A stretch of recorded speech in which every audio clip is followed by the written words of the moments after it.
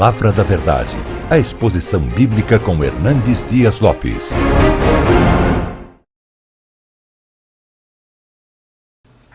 E, sobretudo, para conversar um pouquinho sobre um assunto tão relevante, tão oportuno, tão atual, que é a pregação.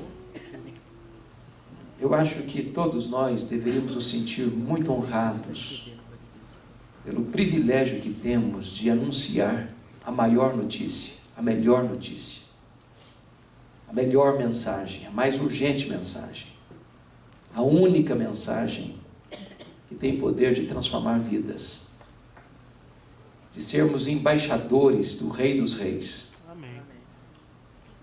Charles Spurgeon costumava se dirigir aos seus alunos nesses termos: meus filhos, se um dia a rainha da Inglaterra convidar vocês para serem embaixadores em qualquer lugar do mundo, não se rebaixem de posto. Vocês já são embaixadores do Rei dos Reis, do Senhor dos Senhores. Nós precisamos restaurar no nosso coração esse senso do sublime no que concerne a pregação. Que privilégio nós temos! Porque quando você prega, você está anunciando a própria palavra do Deus vivo. Você é um vaso de barro, mas esta palavra é um tesouro muito precioso. Você passa, como dizia John Wesley, Deus sepulta os seus obreiros, mas a obra continua. Enquanto você está com vida, aproveite esse privilégio.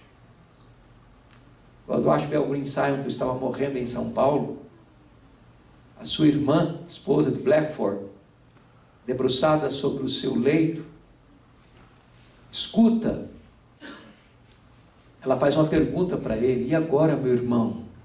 E agora, como é que vai ficar a igreja presbiteriana? Você está partindo. E ele disse para ela: Deus levantará os seus obreiros.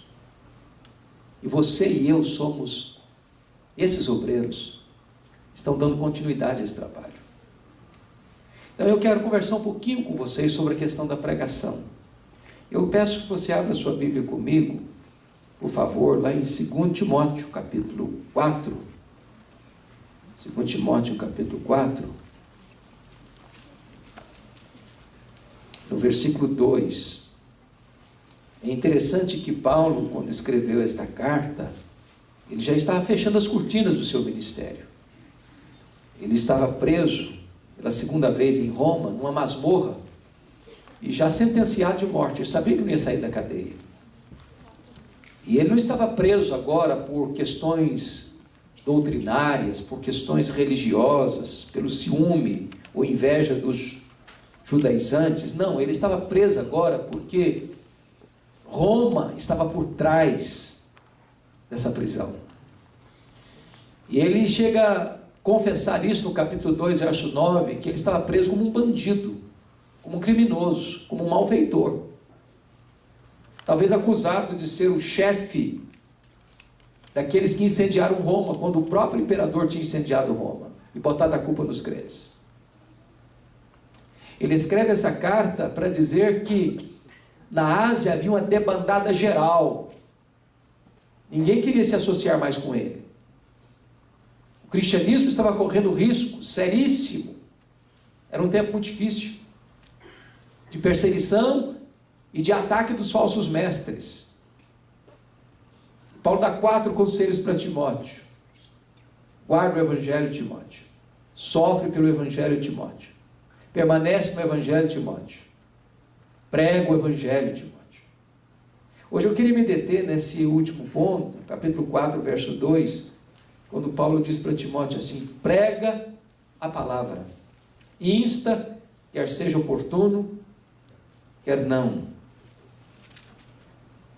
E ele prossegue dizendo: corrige, repreende, exorta com toda longanimidade e doutrina.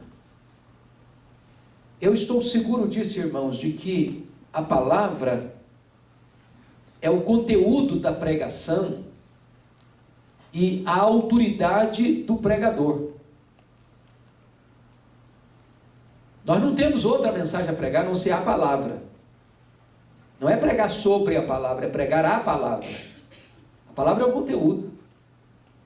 O pregador, ele prepara o sermão, mas ele não prepara a mensagem. A mensagem é de Deus. A mensagem é a Escritura.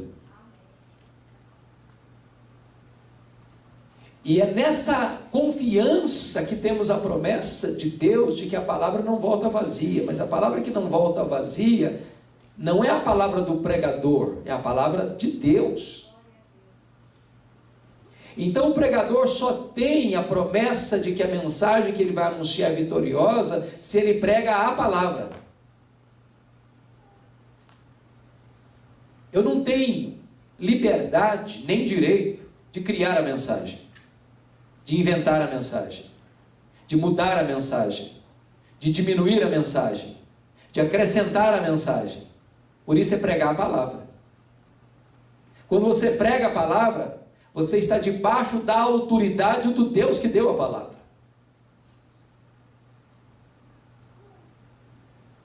E eu estou convencido muito mais disso, de que a palavra de Deus é o grande instrumento que você e eu temos para a salvação dos perdidos e para a edificação dos salvos. Não há outro meio.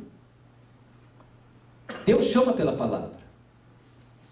Quando você vê hoje uma geração que está tão ávida por milagres, e que enfatiza tanto milagres, até aqueles que são fabricados, aqueles que são forjados, e as pessoas estão correndo sofregamente para esses redutos onde se faz esse tipo de propaganda, às vezes enganosa, achando que o milagre tem poder de mudar as pessoas. Eu vou dizer para você que você e eu cremos em milagres. Nós pregamos sobre milagres. Eu sei que essa igreja está pregando sobre os milagres de Jesus. E nós cremos. Amém. E nós oramos por isso. E nós aguardamos isso.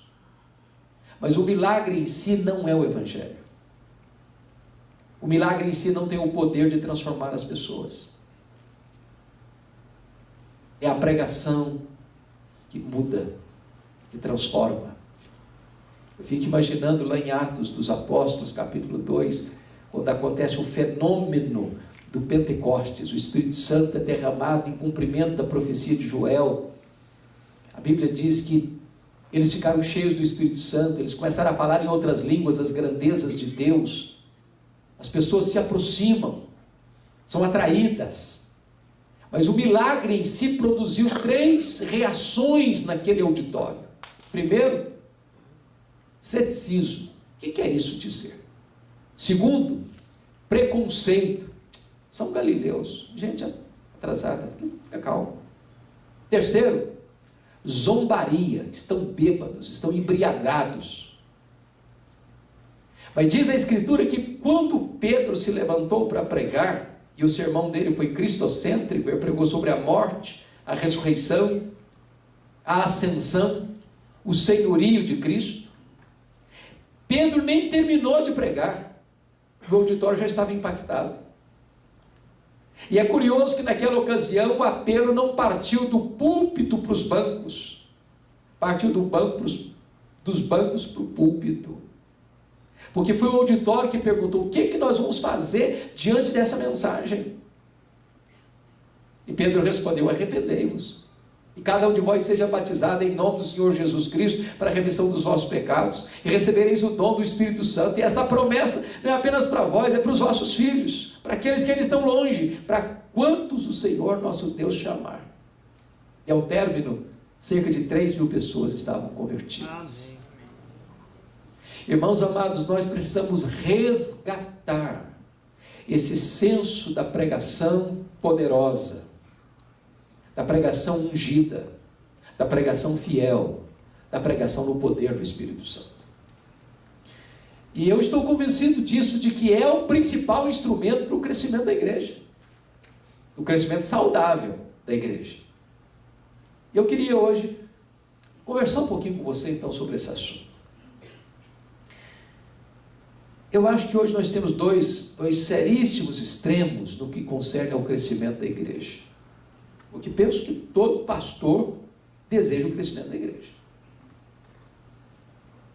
pressupõe isso, não é verdade? Embora a gente tenha alguma surpresa. Um tempo atrás eu estava numa das maiores cidades do Brasil e fui convidado para pregar numa igreja, um templo, um prédio muito bonito de educação religiosa, 4 andares, e o templo muito pequenininho, cabendo 120 pessoas. E eu, não contendo a minha curiosidade, me dirigi ao pastor e perguntei: mas por que vocês fizeram um templo tão pequeno? E o pastor me respondeu: é porque nós não queremos crescer. Eu quase desmaiei. Falei: como? Não, nós não queremos crescer. Nossa igreja aqui é compacta. Nós temos uma igreja de qualidade. E eu fiquei perguntando no meu coração se existe qualidade estéril. Porque qualidade que não produz quantidade, tem coisa errada. Tem coisa errada. Eu concordo com Rick Warren, quando ele, no livro dele, Uma Igreja com Propósito, faz uma pergunta. Ele diz assim: pergunta errada. O que eu devo fazer para a minha igreja crescer? Pergunta certa. O que está impedindo a igreja de crescer? Porque se a igreja é um organismo vivo, e ela precisa crescer. Porque se ela não cresce, ela está doente. Então não existe esse negócio de qualidade sem quantidade, de qualidade estéril. A igreja precisa crescer. E a pregação fiel e no poder do Espírito Santo é o principal instrumento para o crescimento saudável da igreja. Mas neste afã de levar a igreja ao crescimento, há 2 extremos perigosos. O primeiro deles é o que nós poderíamos chamar de numerolatria. Há muitas pessoas que idolatram os números. Há muitas pessoas que fabricam o crescimento. Há muitas pessoas que querem crescer a qualquer preço, a qualquer custo. E nós estamos vivendo na geração do pragmatismo, que é uma filosofia do século passado. O que é o pragmatismo? É uma filosofia que diz o seguinte: eu não estou interessado na verdade, eu estou interessado naquilo que funciona. Eu não estou interessado naquilo que é certo, eu estou interessado naquilo que dá certo. Eu não estou interessado em integridade, eu estou interessado em resultados. E aí, essa filosofia entrou na igreja. Qual a tentação que nós temos? O que é que nós vamos fazer para a igreja crescer? Aí eu pergunto assim: o que é que o povo quer? O que é que o povo gosta? O que dá ibope? O que arranca aplauso das pessoas? Talvez hoje a maior igreja nos Estados Unidos, a igreja de Houston, de um dos pastores mais populares do mundo hoje, John Osteen, ele diz o seguinte: na minha igreja não se prega sobre pecado. Porque o povo já está muito machucado pela vida, já tem uma semana estressante. O cara vem para a igreja para escutar pecado, para botar um peso nas costas dele. Não, eu prego coisa boa, eu prego coisa agradável, eu prego coisa que é suave aos ouvidos. Isso atrai uma multidão. Mas isso não é evangelho. Mas isso não é palavra de Deus. Isso é pragmatismo, não é cristianismo. Há muitas pessoas que fazem uma pesquisa no bairro para saber qual é a tendência. É o efeito Ibope, você decide. Então, esse tipo de crescimento, a qualquer preço, a qualquer custo, sacrificando o evangelho, mudando o evangelho, pregando outro evangelho, para alcançar pessoas apenas para encher o rol de membros da igreja, não representa aos olhos de Deus o crescimento de igreja. Pode ter uma multidão, mas onde não tem o evangelho, não tem Deus. E onde não tem Deus, não tem salvação. Então, é muito importante entender que Deus não quer apenas o crescimento da igreja, Ele quer o crescimento saudável da igreja. Mas se esse é um extremo que nós não podemos entrar por ele, tem um outro extremo também muito perigoso, que eu acho que, quanto a nós presbiterianos, nos atinge de forma mais direta, que é o problema da numerofobia, o medo dos números. Às vezes a gente tenta tapar o sol com a peneira. Às vezes a gente tem explicações até teológicas, não, porque nesse bairro aqui não tem muito eleito, não. Se tivesse, já estava tudo aqui. Misericórdia. Os eleitos vão tudo para a Assembleia de Deus. Amém. Sabe por quê? Porque a fé vem pelo ouvir. Por isso que Paulo diz para Timóteo: meu filho, prega. Porque às vezes a gente só fica nos outros orientações de Paulo. Guarda, filho. E tem crente presbiteriano que guarda tanto que chega a esconder o evangelho. Misericórdia. Guarda as 7 chaves. O cara passa a vida inteira numa sala de universidade ou de escola, ninguém sabe que ele é crente, ele nunca abriu a boca. Ele vai para o departamento de trabalho dele, ele convive lá 20 anos, 30 anos, porta a porta, frente, cadeira a cadeira, mesa a mesa, nunca pregou. Olha, sem pregação não tem salvação.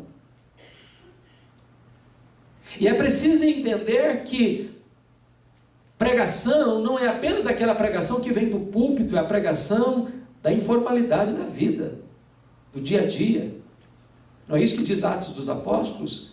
Todos os crentes, exceto os apóstolos dispersos, e eles iam fazendo o quê? Pregando.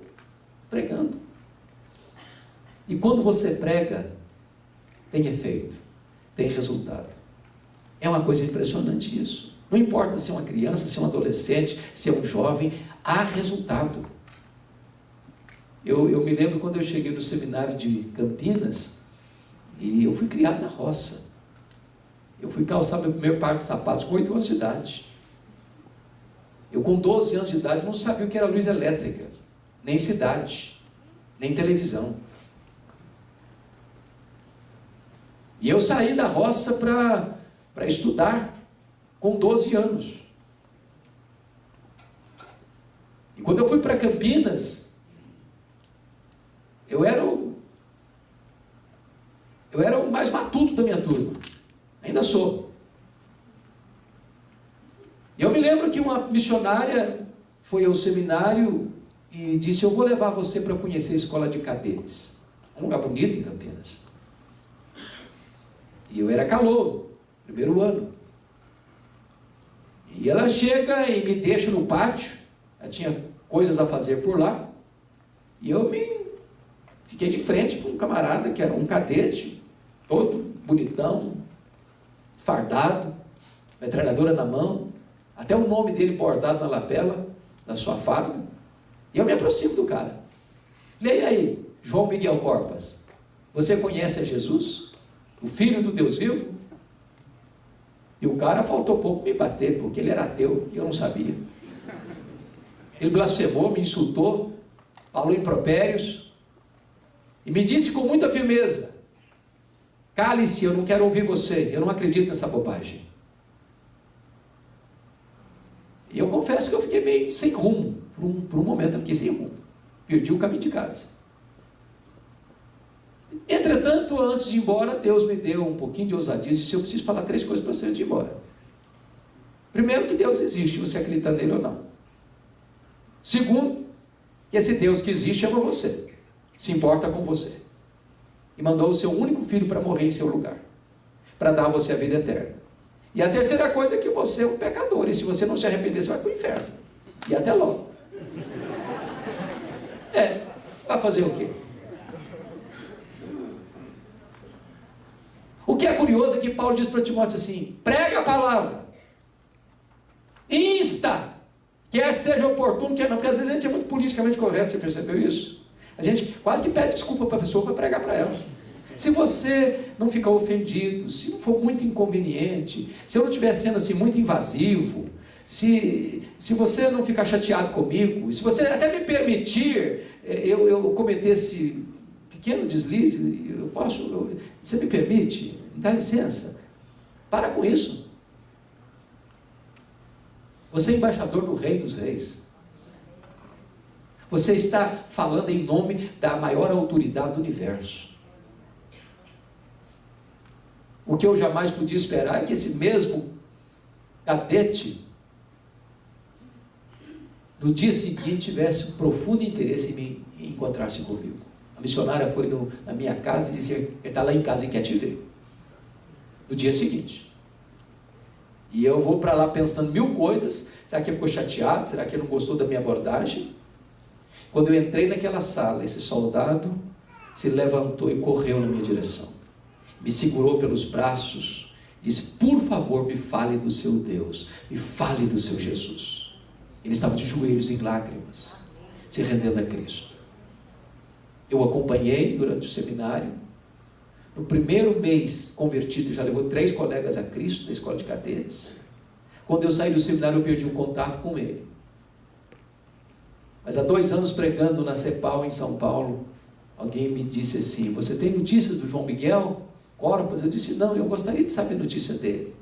E a pessoa me disse: ele é meu amigo, ele está concorrendo ao generalato, vai ser general. Segundo, ele é pastor, ele é ministro do Evangelho. Amém. Na semana seguinte eu estava na igreja presbiteriana de Vila Mariana, pregando, e lá estava o João Miguel Corbas com a sua esposa, para me dar um abraço. Há poucos dias eu jantei com ele, com a família dele lá em Santos, e ele me contando os milagres que Deus fez na sua vida.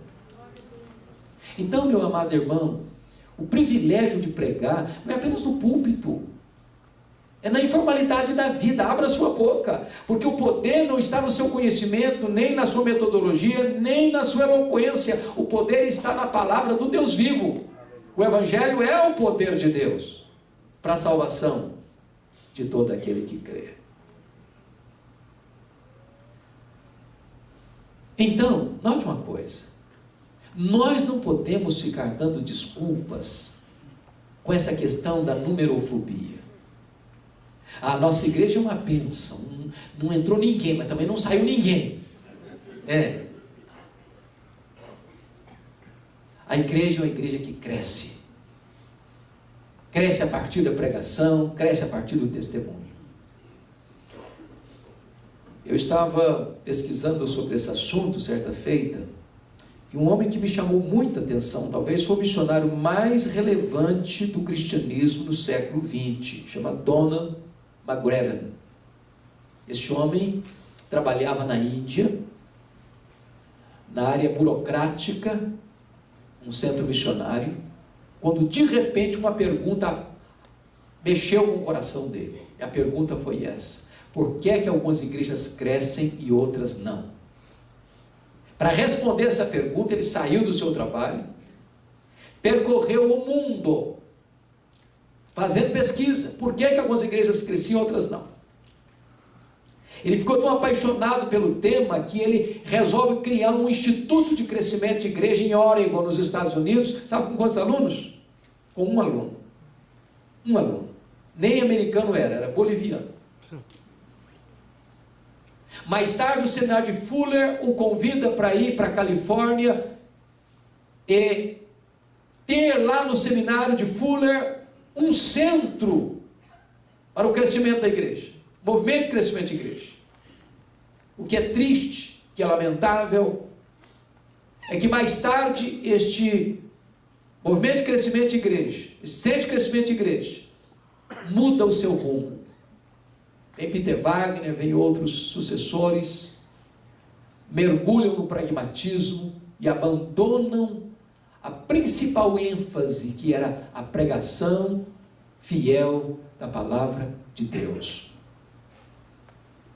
David Ebb, que é um pastor presbiteriano, escreveu um livro que foi traduzido para o português a meu pedido, a editora Candeia, Pregação Poderosa para o Crescimento da Igreja. E nesse livro David Ebb faz uma pesquisa nas teses, monografias e dissertações do movimento de crescimento de igreja lá do Fuller, e chega a uma conclusão muito triste, que pouquíssimos alunos enfatizaram a pregação como instrumento legítimo e eficaz para levar a igreja a um crescimento saudável. Tom Rainer, num dos livros mais importantes do século passado, fez uma das mais profundas e balizadas pesquisas sobre o crescimento de igreja em 576 igrejas batistas da Convenção do Sul, e ele chegou à seguinte conclusão, que entre igrejas de 10 mil membros a 100 membros, nessa pesquisa, a vasta maioria das igrejas identificou a pregação como o principal fator que levou aquelas igrejas ao crescimento saudável. E eu estou seguro disso, de que a pregação fiel, ela combate, penso eu, os 4 principais problemas que atingiu a igreja evangélica no século XX, no século XXI. Primeiro problema, irmãos, mais grave, penso eu, que acabou com muitas igrejas, chama-se liberalismo teológico. Acho que todos vocês sabem o que é isso.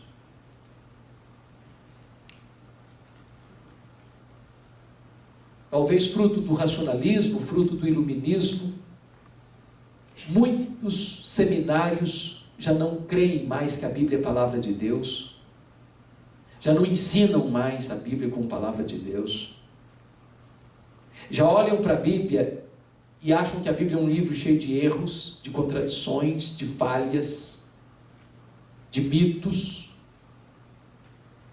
e então não tem mais autoridade, então essa palavra não tem mais conteúdo suficiente para atender a necessidade da alma humana, então não se tem mais nada para pregar.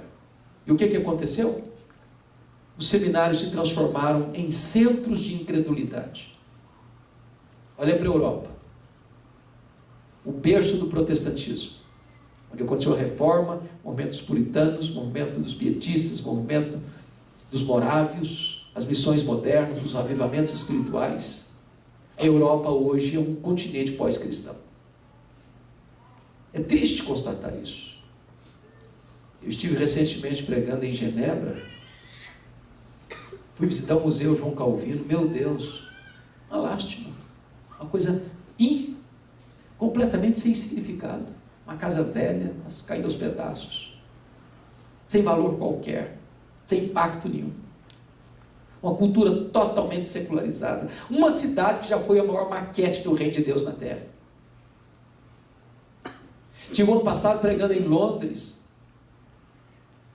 o pastor, chorando comigo, disse assim: pastor Hernandes, a Inglaterra não é mais o país de George Whitefield, de John Wesley. A Inglaterra não é mais o país de William Carey, de William Wilberforce. A Inglaterra não é mais o país de John Charles Ryle, de Charles Haddon Spurgeon. A Inglaterra não é mais o país de Mark Lloyd Jones e de John Stott. A Inglaterra hoje é o país de Richard Dawkins, o patrono dos ateus. Os templos estão sendo vendidos e transformados em boates, em museus, em mesquitas muçulmanas. E menos de 4% dos crentes frequentam hoje um templo evangélico na Inglaterra. O ano passado eu estava pregando numa conferência em Nova York. Depois da conferência, um pastor da Assembleia de Deus me convidou para pregar, e eu estava indo para o templo, para a igreja dele, e ele passou por dentro de alguns bairros. Num trecho de pouco mais de meia hora de jornada, ele me mostrou 11 templos que estavam sendo vendidos, já vazios, porque o povo já tinha debandado, ido embora. Visitei recentemente o seminário de Princeton, New Jersey, onde estudou Ashbel Green Simon, onde ensinaram homens como Hodge, como Warfield. Um seminário que treinou e formou pastores, missionários, teólogos que abençoaram o mundo. Hoje é um centro de incredulidade, de ateísmo. Eu achei muito curioso, porque nos livros que estavam lá sendo examinados para estudar aquele ano, não tinha um sequer de orientação ortodoxa. Li até com muita tristeza uma teóloga americana censurando a igreja brasileira por não considerar o candomblé uma vertente da fé cristã. Misericórdia. Onde o liberalismo entra, ele mata a igreja. E eu posso garantir outra coisa para vocês: o liberalismo teológico, ele produz liberalismo ético. Sabe por quê? Porque a ética é filha da teologia. Se a pessoa não é fiel à palavra, ela não vai ter uma vida certa, porque não tendo doutrina certa, não tem vida certa. A pregação da palavra de Deus corrige isso, irmão. Porque não dá para você ser um liberal e pregar. Mas quando você prega, o machado da verdade secciona a raiz venenosa desse mal, desse câncer que tem matado tantas igrejas no mundo, inclusive no Brasil. Há poucos dias, pastor Foster, eu estava com um pastor de uma denominação que está se rendendo ao liberalismo, e esse colega estava chorando comigo, dizendo o seguinte: a nossa denominação, esse ano, disse ele, se era final do ano, não batizou um crente por igreja, em média, por ano. Nós já temos denominação no Brasil que estão perdendo membros ano após ano. Sabem por quê? Porque se capitularam ao liberalismo. Mas se esse é um grande problema, nós temos um outro problema aqui no Brasil também muito forte: é o problema do sincretismo religioso. É impressionante isso, irmãos, como a igreja brasileira está se tornando uma igreja mística, sincrética. É a igreja que precisa criar todo dia, toda hora, uma novidade para atrair as pessoas. Campanhas e mais campanhas para atrair as pessoas. Dando os nomes os mais variados. A criatividade tem que se elastecer ao máximo. Porque não se crê mais que a Bíblia é a palavra de Deus, que ela é atual, que ela é oportuna, que ela é suficiente, que não precisa inventar moda, que não precisa inventar roda, precisa trazer novidades do mercado da fé. A Bíblia é a palavra de Deus e acabou. Amém. Eu não tenho outra mensagem. Ela foi atual ontem, ela é atual hoje, vai ser atual amanhã. Eu não preciso criar fatos novos. Não precisa gerar uma mensagem mais palatável, mais agradável aos ouvidos. Não, é a palavra de Deus. E a palavra de Deus, ela quebra a dureza do coração, mas também ela é bálsamo para curar as feridas. Nós estávamos conversando hoje no almoço. O que determina se a mensagem é dura ou se ela é consoladora não é o pregador, é o texto.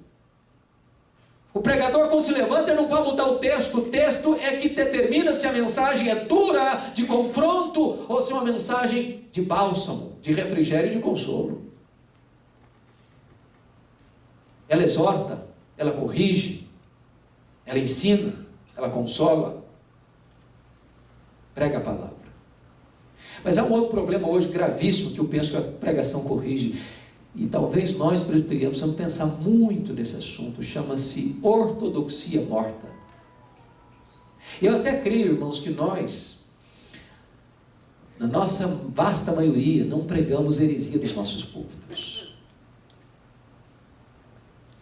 Mas falta poder. Mas falta virtude do Espírito Santo. Há pessoas que são ortodoxas, mas também estão secas como um poste. Áridas como um deserto. E eu quero dizer para você que a ortodoxia é boa, que a ortodoxia é insubstituível, mas a ortodoxia morta mata. Ortodoxia morta mata.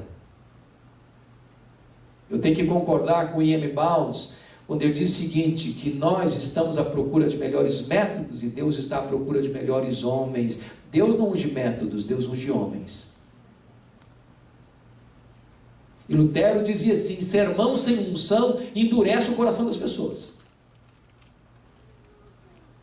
Você pode pregar um sermão mais sofisticado, mais rebuscado, mais intelectualizado. Você pode citar de ponta a ponta as confissões, os catecismos, os teólogos e as correntes teológicas e doutrinárias, mas se não tiver o óleo do Espírito Santo, esse sermão gera morte e não vida.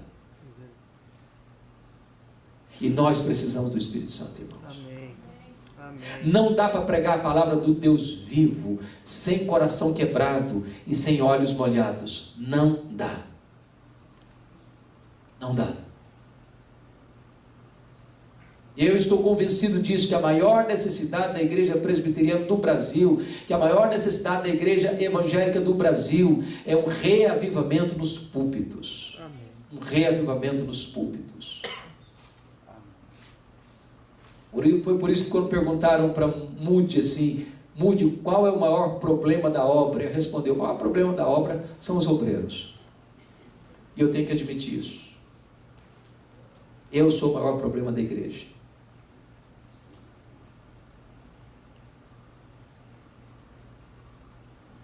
Quando perguntaram para Moody, como é que começa um avivamento na igreja? Ele diz, acenda uma fogueira no púlpito.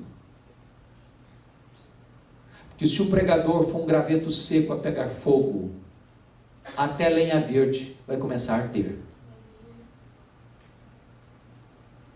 Foi isso que levou João Wesley a dizer o seguinte, bota fogo no seu sermão, ou então, bote o seu sermão no fogo. Nós precisamos de um reavivamento no púlpito, queridos. Desesperadamente precisamos. E eu queria hoje, então, focar um pouquinho com você sobre um tipo de pregação que nós entendemos ser a melhor forma de você pregar a palavra de Deus, que é a pregação expositiva. Quando você fala de sermão, nós temos hoje, basicamente, sem entrar em detalhes, 3 tipos básicos de sermão. Nós chamamos de sermão tópico, ou temático, e sermão textual, e sermão expositivo. A maioria de nós, pastores, está aqui, já passou por isso, já estudou sobre isso. Eu acho que a maioria dos crentes que estão aqui tem uma pequena noção do que seja isso. O sermão tópico ou temático é quando você vai para a Bíblia procurar um assunto. Eu quero pregar sobre a ressurreição. Quero pregar sobre a Páscoa. Eu quero pregar sobre perdão. Eu quero pregar sobre arrependimento. Eu quero pregar sobre a fé. E aí você passeia pela Bíblia procurando argumentação, amparo para você trabalhar esse assunto. E você então usa toda a Escritura para fundamentar esse assunto. Eu não estou dizendo que é errado pregar um sermão temático, mas não é a melhor maneira de pregar. Esse sermão é chamado por alguns de sermão nariz de cera. Você bota o sermão para onde você quiser. Dependendo da criatividade do pregador, ele faz o sermão enquanto sai de casa até o templo. Isso levou Haddon Robson, que talvez seja hoje, pastor Roster, a maior autoridade homilética viva no mundo. Ele é professor lá no Gordon, lá nos Estados Unidos, em Boston, a dizer o seguinte, que um pregador deveria pregar um sermão tópico a cada 10 anos. E depois de pregar, pedir perdão para Deus.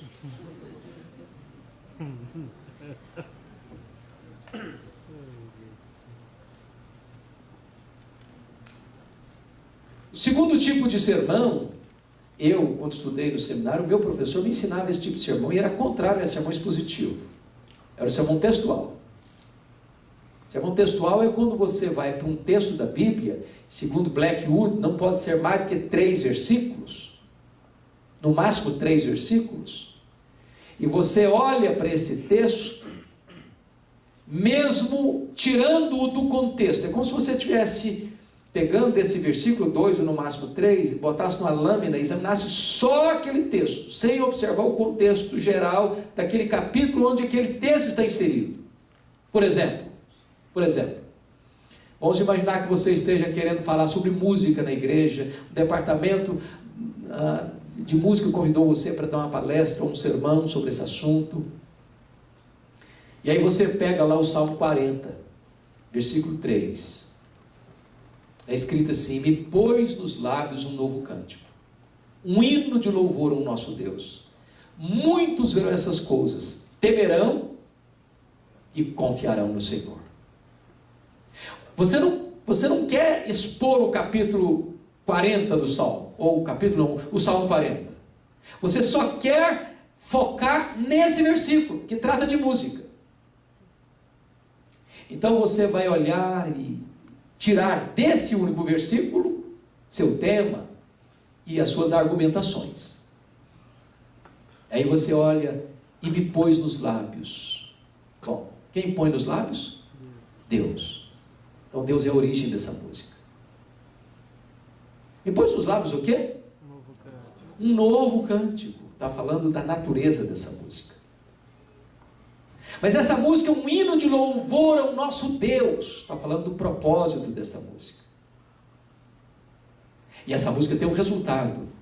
Muitos verão essas coisas, temerão e confiarão no Senhor. O resultado dessa música. Então você falou da origem, da natureza, do propósito e do resultado. Você encontrou 4 divisões num único versículo. Ok, está ótimo. Só que você tirou esse texto de um contexto em que talvez a intenção do escritor sagrado não era falar sobre música, era outra coisa. É por isso que a melhor forma de você pregar é pregar expositivamente. Porque o que é pregar expositivamente? É você ir para o texto, ou para um parágrafo, ou para um capítulo, e você examinar todo o texto à luz do seu contexto gramático, histórico, e você então vai fazer a seguinte pergunta: o que é que o autor, quando escreveu esse texto, queria dizer? O que é que esse texto está dizendo? De tal forma que você dará ao povo que está ouvindo a você exatamente o mesmo sentido que o autor que escreveu aquele texto tinha ao escrevê-lo, inspirado pelo Espírito Santo. Você não torce, você não proíbe em nome de Deus o que Deus não está proibindo, você não promete em nome de Deus o que Deus não está prometendo. Você tem o compromisso de passar para o seu povo exatamente o conteúdo e a intencionalidade do texto, conforme ele foi registrado. E eu costumo dizer o seguinte, que quando você fala de pregação expositiva, a melhor maneira de você assimilar isso é decorar 3 verbos. Se você decorar 3 verbos, eu te garanto que você entendeu o que é pregação expositiva. Você quer registrar esses verbos? Primeiro verbo: ler o texto. Ler o texto. Eu não sei se você já escutou um pregador que se levanta para pregar e abre o texto e atropela o texto na hora da leitura. Ele lê atabalhoadamente. Ele lê tropeçando nas próprias palavras.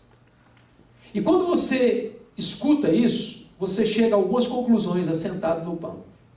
Primeira conclusão: esse pregador não estudou o texto. Segunda conclusão: esse pregador não se preparou para pregar.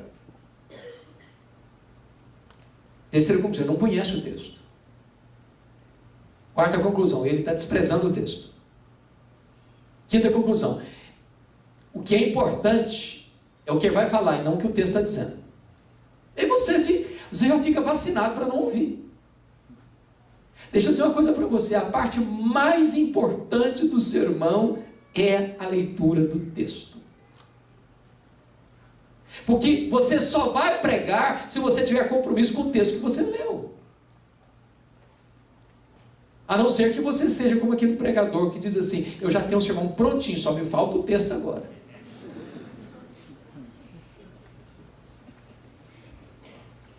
A segunda palavra, o segundo verbo que eu acho que é vital na pregação expositiva é explicar o texto. Se você não explicar o texto, você não pregou. Não é daquele tipo de pregador que lê o texto, vai embora do texto e nunca mais volta ao texto. E você fica perguntando: meu Deus, mas por que leu isso? Não estou entendendo. Onde ele vai chegar? Ele não chega, porque nem saiu ainda. Agora notem vocês, era esse o entendimento de João Calvino. Para João Calvino, pregação era explicação da palavra de Deus. E nós pastores, quando passamos pelo seminário, temos um termo técnico, que a gente usa muito, chamado de exegese. O que é exegese? Essa palavra vem de um termo grego, tem um prefixo, ex, que significa extrair do texto o que está no texto. Então veja bem, quando o pregador vai pregar, ele não vai para o texto com seus pressupostos, com as suas conclusões prévias. Ele vai para o texto para perguntar assim, o que esse texto quer dizer? Qual é a mensagem desse texto? O que estava na mente do escritor quando escreveu esse texto? Qual o significado aqui? O que ele precisa fazer é tirar do texto, cavar o texto e trazer à tona o que está lá no texto. Senão ele não pregou. O contrário de exegese é exegese. Exegese tem um prefixo de ex, que é introduzir no texto o que não está no texto. É a pessoa que já chegou às suas conclusões e quer que o texto reafirme as conclusões que ele tem. Impõe ao texto as suas conclusões, mas isso não é pregação. Pregação é ir para o texto, explicar o texto, trazer à tona. Sabe o que é bonito nisso? Porque o pregador expositivo, as pessoas não ficam admiradas com o pregador, não ficam. Elas não ficam encantadas com ele, elas ficam encantadas com o texto, com a palavra de Deus. Elas não saem lá na porta, que pregador maravilhoso, eles saem dizendo que mensagem gloriosa, que bênção de mensagem, a palavra de Deus é maravilhosa. Não é a personalidade do pregador que está em jogo, que está em disputa, não é a eloquência dele, não é a capacidade, nada disso, é a beleza, é a riqueza, é a profundidade, é a sublimidade da palavra de Deus. E o terceiro verbo, que é fundamental no processo, primeiro é ler, segundo é explicar, terceiro é aplicar. Se você não aplicar o que você explicou para a vida do ouvinte, você não pregou. Há um livro do John Stott, magnífico sobre esse assunto, que é Entre Dois Mundos. Entre Dois Mundos. Ele diz que o sermão é uma ponte entre dois mundos, entre o texto antigo e o ouvinte contemporâneo. Porque quando alguém está sentado nos ouvindo, a pergunta é essa: e daí? E daí? O que é que isso tem a ver comigo? Então você precisa pegar o texto antigo e conectar esse texto com quem está ouvindo. E a pessoa precisa entender uma coisa: quem prega não prega diante do auditório, ele prega ao auditório. Não é um discurso por sobre a cabeça das pessoas, é você olhar nos olhos da última pessoa que está sentada e dizer: é com você que eu estou falando. É a palavra de Deus. Os puritanos chegam a dizer que é um sermão atingidor, é uma flecha. É uma flecha.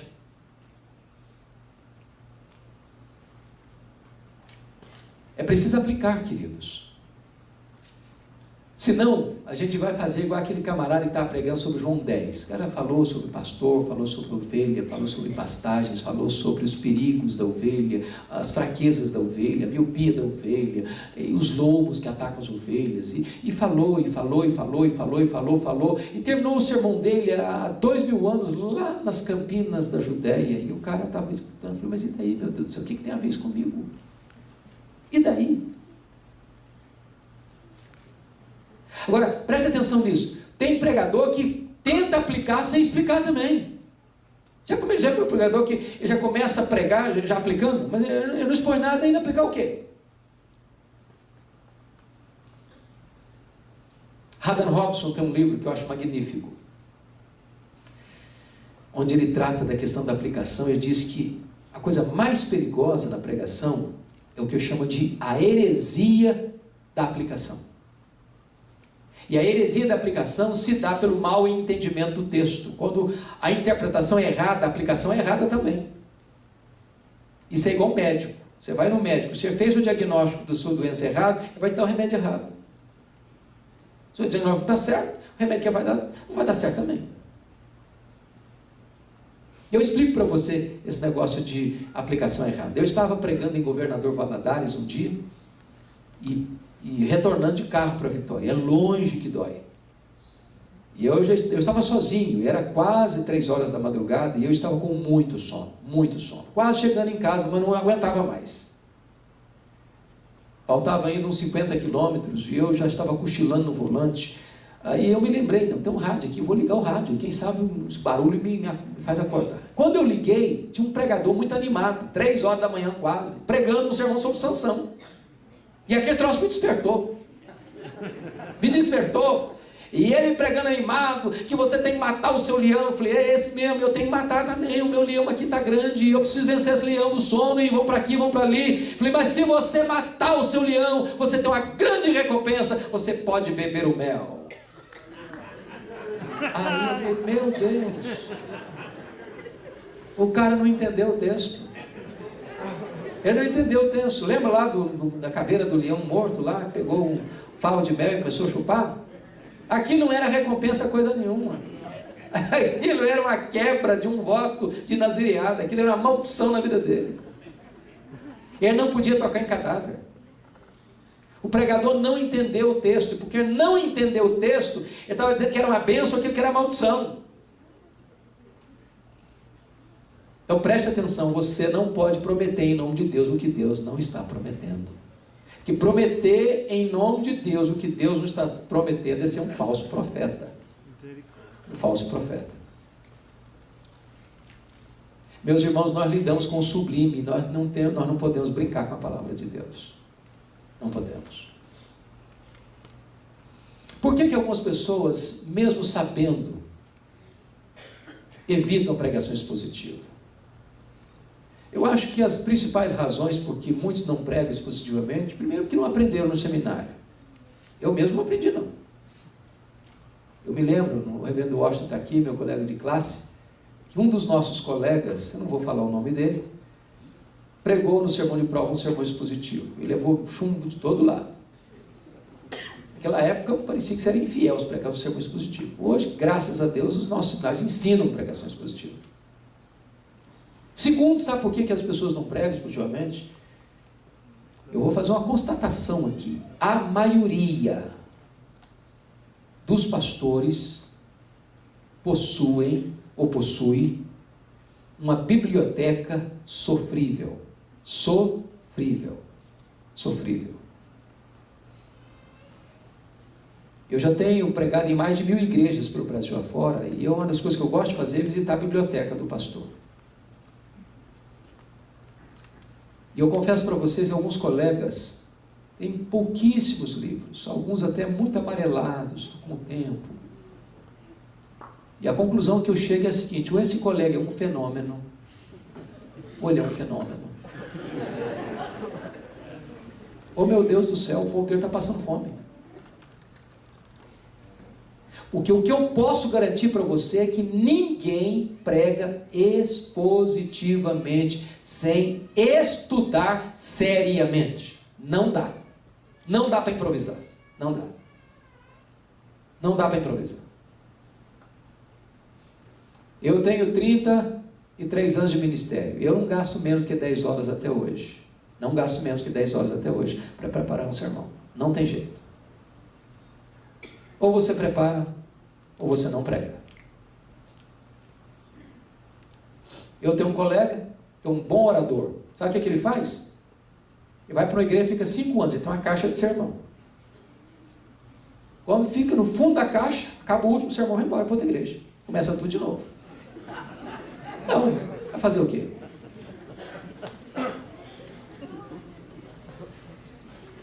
Para você alimentar o povo de Deus, semana após semana, com pão fresco do céu, é preciso estudar. Mas é curioso também que a cultura do nosso povo, irmãos, é triste. Sabe por quê? Porque tem muitas ovelhas que pensam que quando o pastor está no escritório estudando, ele não está trabalhando. A cultura do nosso povo é que estudar não é trabalhar. Sabe o que Paulo ensina? Que aqueles que se afadigam na palavra são dignos de redobrados honorários.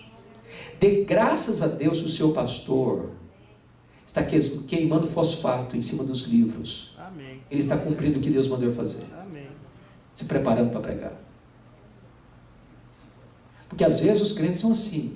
Um dia um crente estava passando na porta do pastor, na casa do pastor, casa pastoral, a janela aberta, o pastor lá, 7 horas da manhã, com um livro aberto, estudando. Aí o crente passou na porta assim, Está descansando, hein, pastor? Não, meu irmão, eu estou trabalhando. Aí o crente voltou no compromisso dele lá, encontrou o pastor lá no quintal, com a enxadinha na mão, capinando lá no quintal, tal.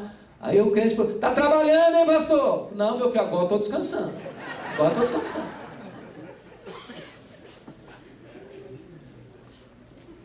Agora, sabe por que a maioria dos pastores não tem uma boa biblioteca? É porque a maioria das igrejas não pagam um salário suficiente para o pastor comprar livro. Às vezes, quando ele empata o jogo, ele é um herói.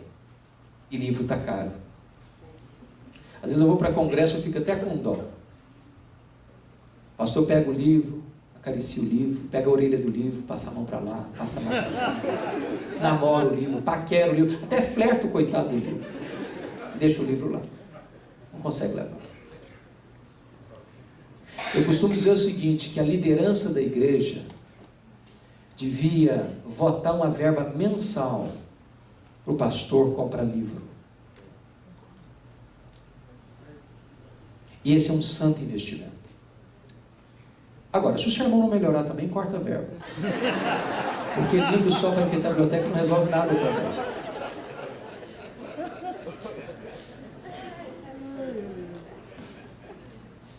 Outra razão por que os pastores não têm uma boa biblioteca é também porque para muitos não é prioridade. Eu confesso a vocês que eu fui, pastor Rosta, um dos seminaristas mais pobres que tinha em Campinas na minha época. Naquela época a gente ia trabalhar em igreja, algumas igrejas davam uma ofertinha, minha oferta era só o preço da passagem e a comida. Nunca soube o que é uma oferta assim de pregar como seminarista. Mas eu dava graças a Deus, porque eu sempre fui criado fora de casa desde os 12 anos, e no seminário uma coisa que não existia era fome. A gente comia demais, tinha café da manhã, tinha almoço, tinha janta, tinha café da tarde, café da noite, era uma abundância de comida, era graças a Deus. Mas dinheiro não tinha não. Quando a gente ia de ônibus circular para a cidade era um luxo, porque o normal era ir a pé. Mas toda moeda que caía na minha mão era para comprar livro. Eu saí do seminário com uma boa biblioteca. Eu já passei no ministério 8 anos sem comprar uma camisa. Nunca deixei de usar nova, porque igreja tem um negócio chamado de SAF, que é uma benção. Mas nunca deixei de comprar livro. Livro é matéria-prima, é a mesma coisa de um bisturi para um cirurgião, uma enxada para um agricultor. Quem não gosta de ler e é pastor, confundiu o chamado. Confundiu o chamado. Porque o pastor é alguém chamado para alimentar o rebanho. E alimentar com a palavra do Deus vivo. E ele tem que se afadigar na palavra. Outros pastores não pregam expositivamente, mas que tem uma cultura brasileira curiosíssima, pastor Roster. Eu já escutei crentes dizer assim, o bom sermão é um sermão de 20 minutos. O cara pode falar mal bobagem do mundo, se pregou 20 minutos está ótimo. Ou diz, não, hoje na época da televisão, do mundo colorido, de iPad, de iPod, não sei mais o que, de não sei o que, não sei o que, não sei o que, ninguém aguenta mais um sermão de 40 minutos. Bobagem. Bobagem. Talvez ninguém aguente um sermão de 10, se for ruim. Mas se você se preparar para pregar, o povo aguenta e quer um sermão suculento, substancioso. Ele vai para casa alimentado, fortalecido. Amém. Fortalecido. E por causa disso, em muitas igrejas, a música, o teatro, a coreografia, a dança, etc, etc, etc, tomou o lugar do púlpito. Eu tenho coisas curiosas que acontecem comigo. Às vezes o cara me convida para pregar numa igreja, me paga uma passagem cara de avião, e eu vou e o pau rola. O pau rola, o pau rola, o pau rola, o pau rola. Lá pelas tantas, o cara bate na minha perna, dá para pregar 15? Eu falei, dá até para não pregar, filho. Só que manda. Ué, aqui eu sou convidado.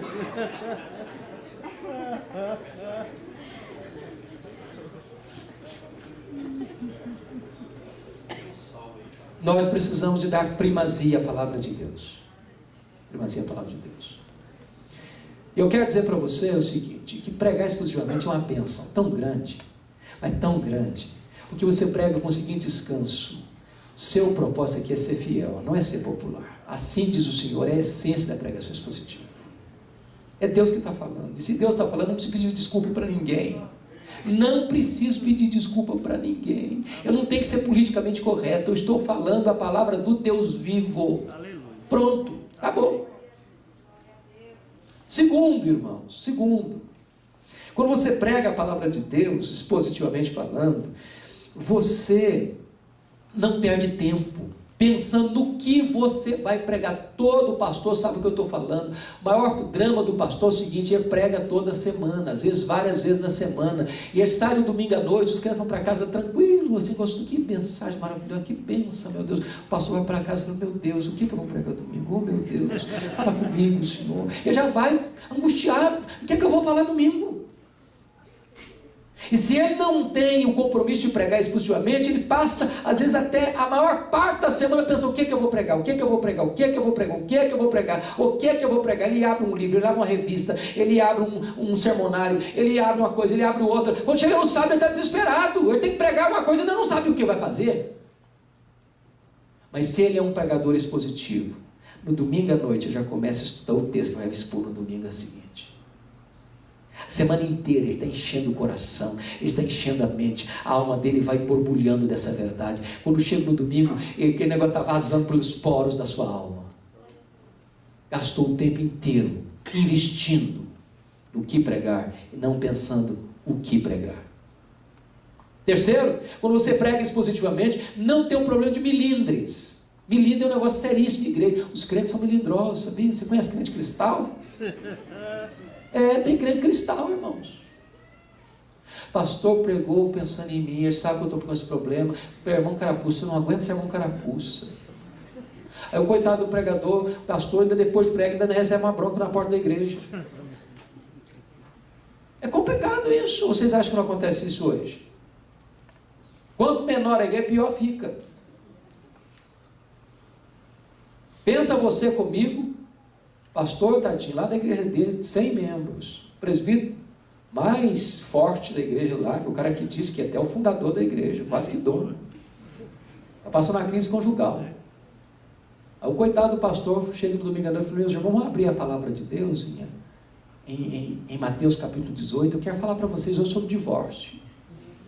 Aí o presbítero torce o nariz. Quando ele termina de pregar, o presbítero levanta com a família inteira e vai embora. E o pastor sabe que vai ter que mudar de igreja, porque ele não fica mais ali. Já pensou um negócio desse? Mas imagine que o pastor esteja pregando expositivamente o Evangelho de Mateus. Domingo passado o pastor pregou Mateus 18, sobre perdão. Aí domingo que vem, o que o povo espera que o pastor pregue? Mateus 19. Qual o assunto? Divórcio. Se o presbítero que está com problema não quer escutar sobre o divórcio, não vai para a igreja. O pastor vai pregar sobre o divórcio. Ele vai pular o texto, não. Não tem carapuça, não tem milindre. Ele está expondo a palavra de Deus. Você não fica com essa preocupação. E às vezes a gente fica preocupado, sabia? O pregador que fica refém do auditório, irmãos, ele deixa de ser um profeta de Deus. Preste atenção no que eu estou dizendo. O pregador que é refém do auditório não é um profeta de Deus. Sabe o que é refém do auditório?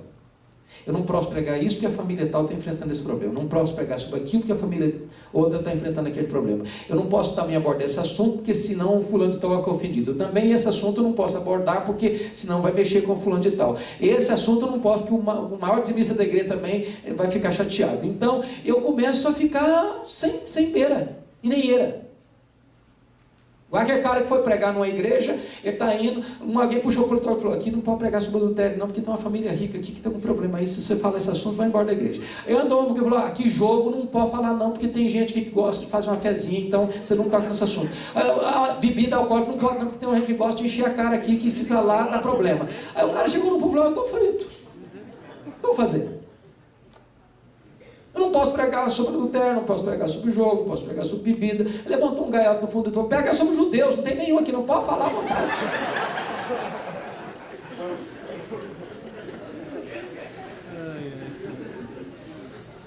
Profeta de Deus diz: assim diz o Senhor. Pronto. Eu não estou aqui para agradar, não estou aqui para receber um tapinha nas costas depois do culto, eu estou aqui para ser fiel ao Deus que me chamou a pregar.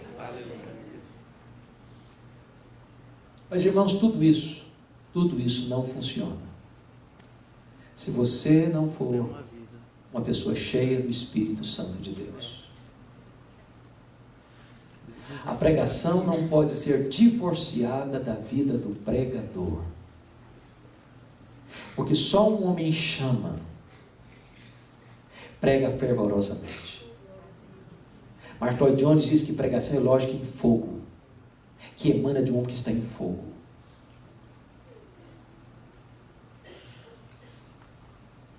E eu vou dizer outra coisa para você, meu irmão, muito solene, e com muito temor eu digo isso. Ser pastor não é um território favorável a uma vida espiritual abundante. Não é. Não tem nada mais perigoso para a vida espiritual do que a familiaridade com o sagrado. Não tem. Não tem nada mais perigoso do que acostumar-se com o sagrado. Um dia um pastor me disse, isso tem pouco mais de um mês: pastor Hernandes, eu me tornei um profissional em fazer sermão. Mas isso não tem nada mais a ver comigo, isso não mexe mais com a minha vida. Deus tem misericórdia. Me tornei um profissional. Que Deus nos livre disso, irmãos. Amém. Que Deus nos livre disso. Você que prega precisa crer no que você faz. Vocês conhecem a história de Whitefield, que foi chamado o maior pregador de praça pública da história da humanidade. Esse homem pregou 35 anos. Esse homem pregou para auditório de 2.000 a 50.000 pessoas em praça pública sem microfone. Até hoje eu não sei o que é isso. Que qualquer de nós pregadores que está aqui, se botar 2.000 pessoas para a gente pregar sem microfone, no final a gente não tem voz mais. Esse homem pregava de 2 a 5 vezes por dia. Um dia David Hume, que era o patrono dos agnósticos da Inglaterra, foi visto em Londres correndo, no século XVIII, correndo no meio da rua. E alguém disse: o que você está fazendo aí, cara, correndo na rua? Eu falei: eu vou ouvir George Whitefield pregar. O cara ficou chocado, falou: você não acredita no que ele prega, acredita? Não, eu não acredito não, mas ele acredita no que prega. Ele acredita no que prega.